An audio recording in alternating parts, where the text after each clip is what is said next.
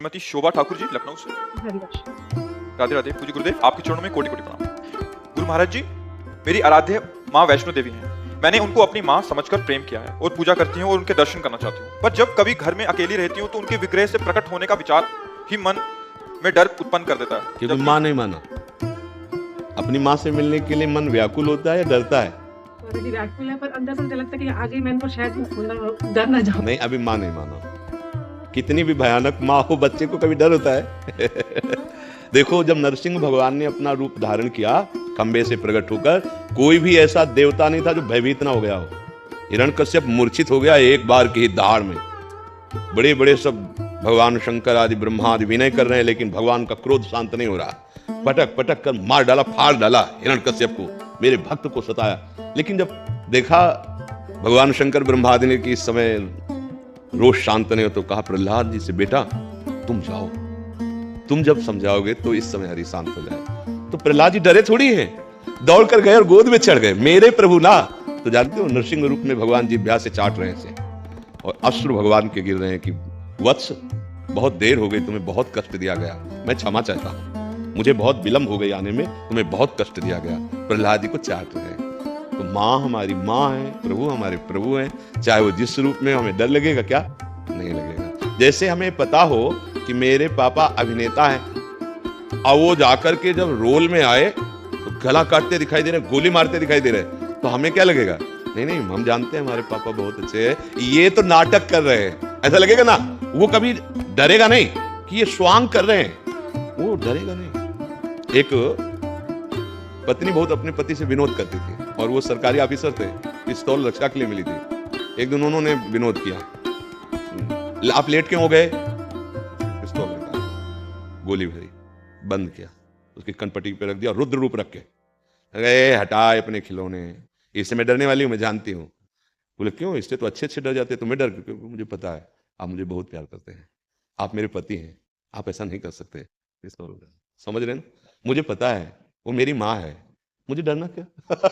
पर असलियत में माँ नहीं माना। जबान से माँ कह रहे, असलियत में माँ नहीं माना। नहीं तो हम तो पावड़े बिछा देंगे प्राणों के कि आओ माँ, एक बार तो आ जाओ, मैं एक बार। तुलसीयान जी, परम पूज्य गुरुदेव आपके चरणों में कोटि कोटि प्रणाम। गुरुदेव, दुर्गा सप्तशती में लिखा है कि जो माँ दुर्गा जी को अपना सर्वस्व अर्पण कर दे उसको तो शरणागति मिलती है। माँ ने जितनी समझ, जितनी सामर्थ्य, जितनी शक्ति दी, मैंने अपना सर्वस्व अर्पण कर दिया। महाराज जी, कुछ तो कारण है कि इतना होने पर भी पूर्ण शरणागति नहीं हो रही। कृपया मेरे मन की इस दुविधा को। अभी आपने समर्पण किया, आपको याद है इसलिए आपने समर्पण नहीं किया। ये अहम स्मृति है ना, अहंकार विमूढ़ आत्मा करता हमें मन्नते, मैंने ऐसा किया, क्या समर्पण किया? कुछ नहीं। आपको याद कहाँ है? जब आपको याद ना हो इस बात का, मेरा कुछ है तो माँ का है, तो आपका क्या बनना है? फिर आप भी तो माँ के हैं, तो आप भी माँ स्वरूप ही हो जाएंगे। देवी प्रपन्ना हृदय प्रसीद प्रसीद मातर जगदो खिलत से प्रसीद विश्वेश्वरी पाहि विश्वम तुमीश्वरी देवी चरा चरस से, तो तुम भी तो वही हो। मात्र शक्ति तुम में भी तो विराजमान है। वो शक्ति नहीं आई, वो चैतन्यता नहीं है, तो समर्पण नहीं हुआ ना।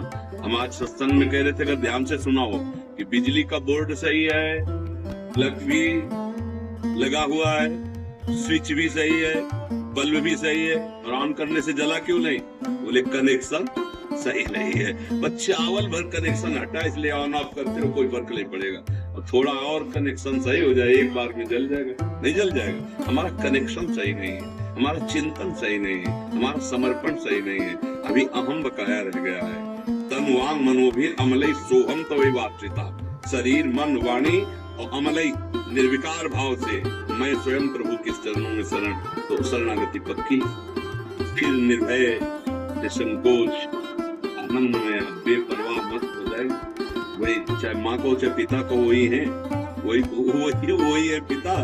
तुम्हें माता च पिता तुम्हें, तुम्हें बंधुश्च सखा तुम्हें विद्या द्रोणम तुम्हें। वही हरि माँ बने के, वही माँ हरि बनी है, कोई अंतर नहीं। वही कृष्ण काली है, वही काली ही कृष्ण है, कोई और एक ही तत्व है, दूसरा तो है नहीं। तो जब हम उसकी शरण में हो जाएंगे तो हमारे अंदर ये सब लक्षण जागृत हो जाएंगे। अभी हमारा समर्पण, हमारा चिंतन कहीं न कहीं विपरीत है, उसको आपको ढूंढना पड़ेगा, उसको आपको ढूंढना पड़ेगा। गुरुदेव की कृपा के बिना ये खुद नहीं तो हुई। हाँ, तो आप नाम जप करो, उसी नाम में आपको दिखाई देने लगेगा आपसे क्या त्रुटि हो रही है। आप नाम जप करो, जो आपको प्रिय लग रहा हो, जो आप जप रहे हो, और एकाकार जपो। जैसे मान लो माँ, हम कह रहे मान लो माँ, तो हमारे सामने माँ लिखा है, तो माँ माँ, और उसी के बीच में आ जाएगी जो गलती आपकी है, जो आपकी त्रुटि है, वो साधक के सामने आ जाती कि बार बार जलन होगा और ये होगा, ये गलती है कैसे छूटे, बस जान लेना वो गलती आ जाएगी। पूरा का पूरा अंतःकरण की छानबीन भजन के समय होती है। जब हम एकाग्रता पूर्वक भजन करते तो हमारी सबसे ज्यादा जितनी गंदगी होती जो वही सामने आती, वही हमारे सामने आने लगे।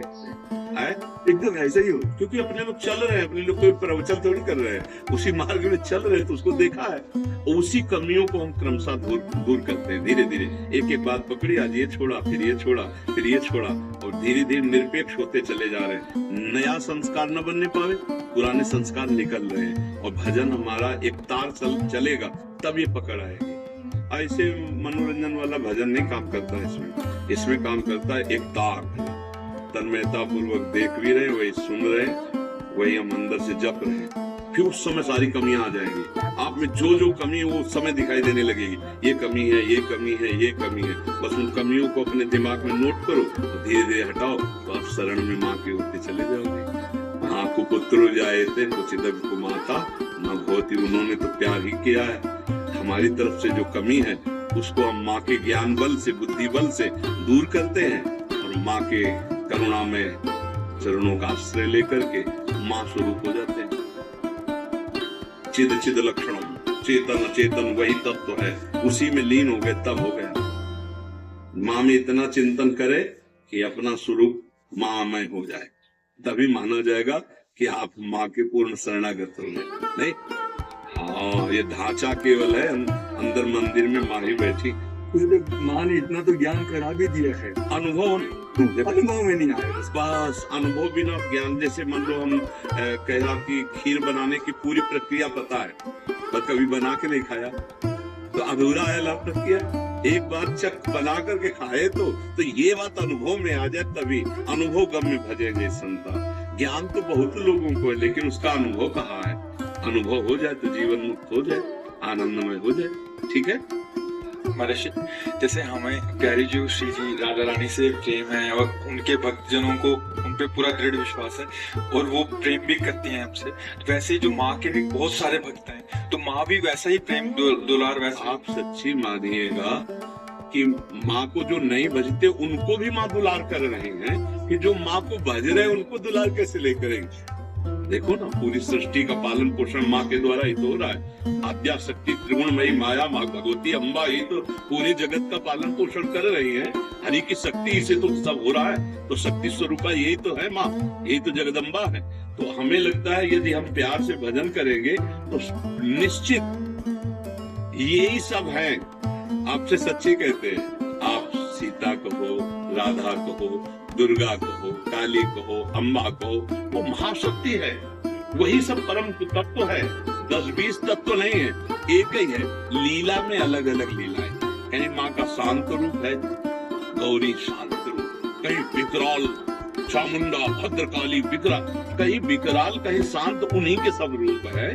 हम अगर प्यार से माँ को भजेंगे तो भगवत प्राप्ति भी हो जाएगी, ब्रह्म बोध भी हो जाएगा, जो चाहोगे वो हो जाएगा। पर इतना मानना है कि माँ से बढ़कर कोई नहीं है, पर ये अंदर मान करके भजन करे तो उसको सब कुछ प्राप्त हो जाएगा। जैसे रामकृष्ण परमहंस जी को कौन सा तत्व बोध नहीं, कौन सा ज्ञान नहीं, और भद्रकाली माता के उपासक थे, सब कुछ ज्ञान प्राप्त है, सारा ज्ञान उनको प्राप्त हो गया। तो अपनी उपासना में हमें जो दृढ़ रहना, उसमें दृढ़, उपासक को ये मानना होगा कि जिसकी हम उपासना करते हैं उससे बढ़कर कोई नहीं है।